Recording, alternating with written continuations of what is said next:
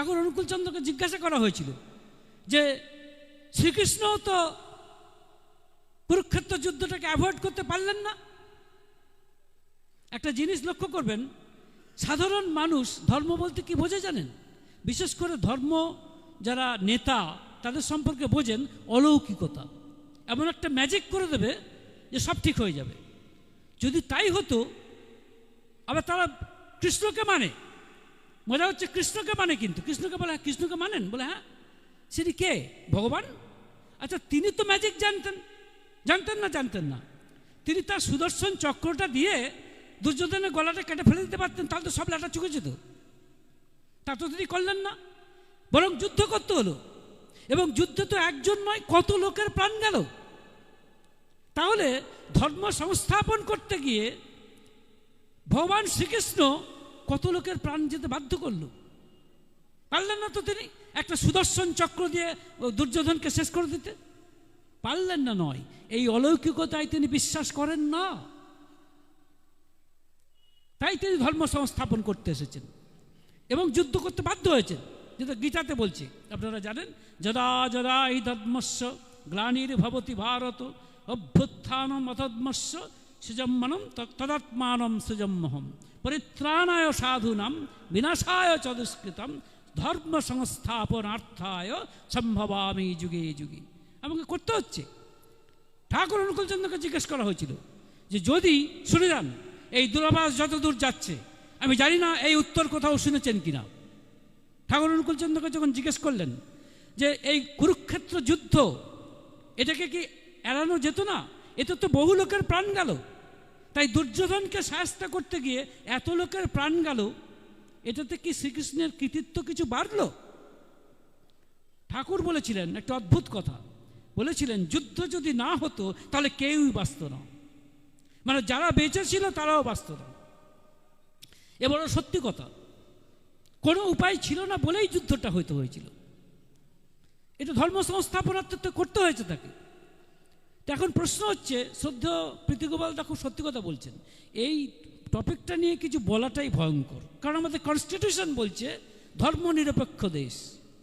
ঠাকুর বলছেন ধর্ম নিরপেক্ষ বলে কোনো কথা হয় না, বলছেন মত নিরপেক্ষ হতে পারে। আমি এটা আবার রিপিট করছি, এবং সত্যি কথাই একবার তো ঠাকুর অনুকূলচন্দ্রই বলছেন ধর্ম এক, ঈশ্বর এক, প্রেরিত পুরুষগণ সব একই বার্তাবাহী।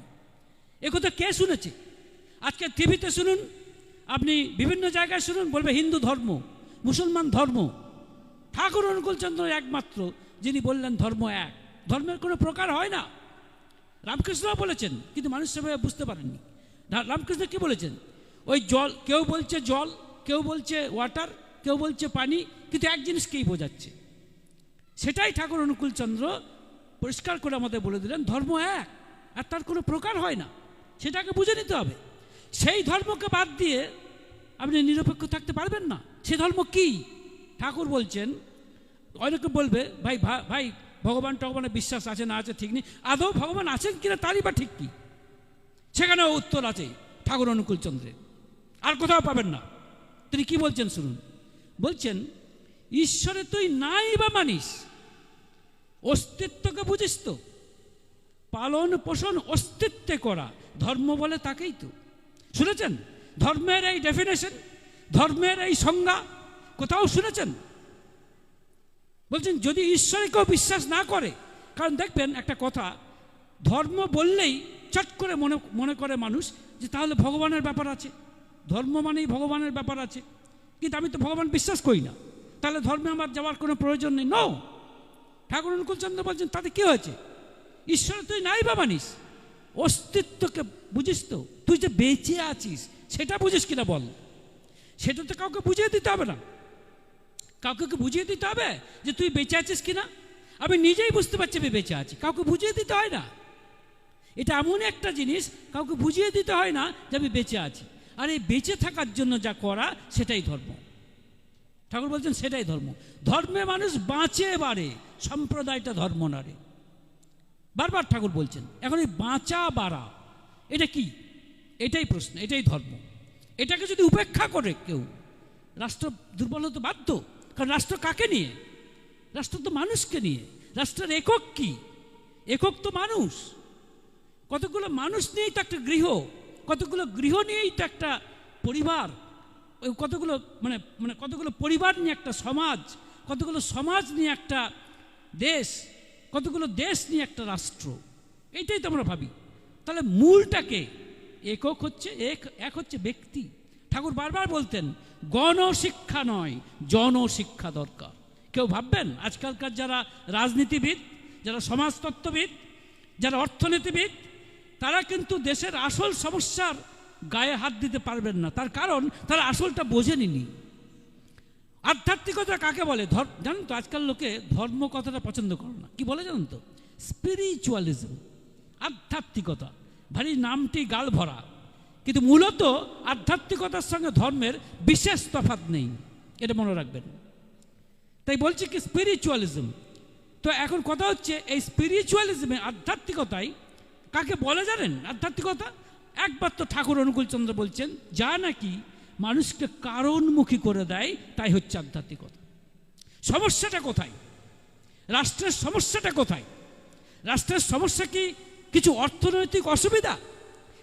রাষ্ট্রের সমস্যা কি তথাকথিতভাবে ধরুন কতগুলো কার্ড তৈরি করা, কতগুলো কার্ড পাওয়া, কতগুলো খাবার পাওয়া?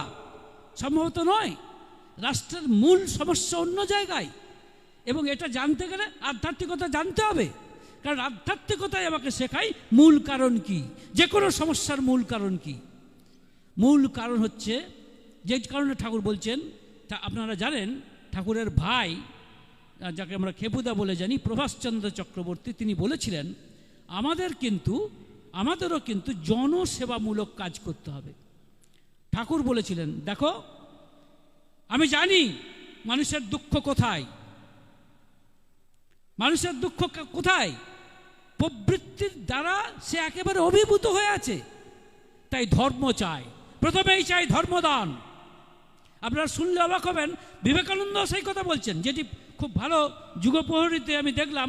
শ্রদ্ধেয় বোধহয় প্রীতিগোপাল দা শেষ পাতায় এটা লিখেছেন, মানে এই উদ্ধৃতিটা দিয়েছেন। সত্যি কথা, স্বামী বিবেকানন্দ এটাও আবার আর কথা। বিবেকানন্দ কার সেটা আবার ঝামেলা, কিন্তু বিবেকানন্দ সবার, কারো নয়, সবার। তিনি বলছেন যে ধর্মদান সর্বশ্রেষ্ঠ দান, তারপরে বিদ্যাদান বলছেন, তারপরে হচ্ছে মানে প্রথমে ধর্মদান, তারপরে বিদ্যাদান, নিকৃষ্ট হচ্ছে অন্নদান। কে বলছেন? বিবেকানন্দ। নিকৃষ্ট হচ্ছে অন্নদান। অথচ এখনকার লোকেরা কি বলবে? অন্নদানই শ্রেষ্ঠ দান, মানুষকে খেতে দাও আগে। কিন্তু খেতে না হয় দিলে, খেতে দেওয়ার পরে কি হবে? প্রবৃত্তির হাত থেকে রক্ষা আছে। ধরুন একটা ফাঁকা রাস্তায় যাচ্ছেন, আপনি দেখছেন 500 টাকার বান্ডেল থরে থরে পড়ে আছে, আপনি পারবেন সেগুলোকে উপেক্ষা করতে? আপনার নিতে ইচ্ছা করবে। কে বলছে আপনাকে নিতে? কেউ তো বলছে, আপনাকে প্রম্পট করছে যেগুলো নিয়ে নিন। কে বলছে? লোভ। তার হাত থেকে রেহাই আছে? রেহাই নেই বলেই তো আজকালকার দিনের তথাকথিত রাজনৈতিক নেতা, কোনো দলের কথা বলছি না, সব দলেই দুর্নীতি। আজ দুর্নীতি একেবারে বাসাবাদী, কিছু করার নেই। কারণ যখন বলা হচ্ছে যে কাজটা করে দিন অন্যায়ভাবে, আপনাকে 10,000 টাকা দেবো, না আমি করব না, আমি নীতিতে বিশ্বাস করি, আচ্ছা 10 লাখ টাকা দেবো, তখন আর পারছে না, তখন কিন্তু ভেঙে পড়ছে। কেন ভাঙছে? ও জানে না এর পিছনে কে আছে, এর পেছনে মেন প্লেয়ারটা কে। ও কি জানে যে কেন 10 লাখে নিতান্ত একেবারে মাটিতে ধপ করে বসে পড়ছে? হ্যাঁ করে দেবো, লোভে। কে প্লেয়ারটা? কে প্লেয়ার? চাচ্ছে লোভ। লক্ষ্য করে দেখুন, লোভ। তার হাত থেকে তুই যাবি কোথায়? বা ধরুন এই যে চারিদিকে ধর্ষণ হচ্ছে, প্লেয়ারটা, আসল প্লেয়ারটাকে কাম, সেক্স, কিছু করার নেই। কিন্তু এই যে এইগুলো ভগবান শ্রীকৃষ্ণ বলছেন, মানে বলছেন যে এই যে মায়ার সৃষ্টি করেছে অর্জুন, এই মায়া থেকে বেরিয়ে যাওয়া এত সহজ নয়।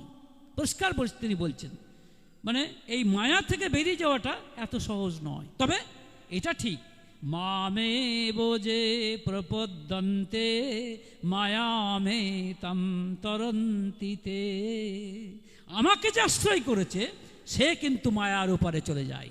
কাজেই এমন কি ক্ষমতাবান আপনি, আপনি কত বড় এক্সপার্ট, আপনি কত বড় নিজেকে মনে করেন? আপনি পারবেন আপনার লোভকে জয় করতে? আপনি পারবেন আপনার কামকে জয় করতে? আপনি পারবেন আপনার হিংসাকে জয় করতে? আপনি পারবেন আপনার অহংকারকে জয় করতে? পারবেন না, এত সহজ নয়। ভগবান শ্রীকৃষ্ণ বলছেন এখান থেকে পেরিয়ে যাওয়া সোজা নয়। যে জন্য কাকে দরকার? বৃত্তাধীশকে দরকার, যিনি বৃত্তিগুলি তৈরি করেছেন। আর আমরা বৃত্তাধীন। তাহলে আসল প্লেয়ার দেখুন, মূল কারণ কিন্তু প্রবৃত্তি, অথচ এর প্রতিবিধান খুঁজছি অন্য জায়গায়। কাজ হবে না। ওই তথাকথিত একটা সামান্য মেরামতি হবে, তার বেশি কিছু হবে না। আপনি জেলে দিন দর্শনকে, জেলে দিতে পারেন, তাতেই যে আপনি মনে করছেন ধর্ষণ কমে যাবে এমন কোনো গ্যারেন্টি নেই। কিন্তু তা যদি হতো তাহলে সব থেকে বেশি শক্তিশালী যে সমস্ত আইন যুক্ত দেশ, সেখানে ধর্ষণ জিরো হয়ে যেত। জিরো হয়নি কিন্তু। কেন? কারণ মেন প্লেয়ারটাকে কেউ বুঝতে পারছে না।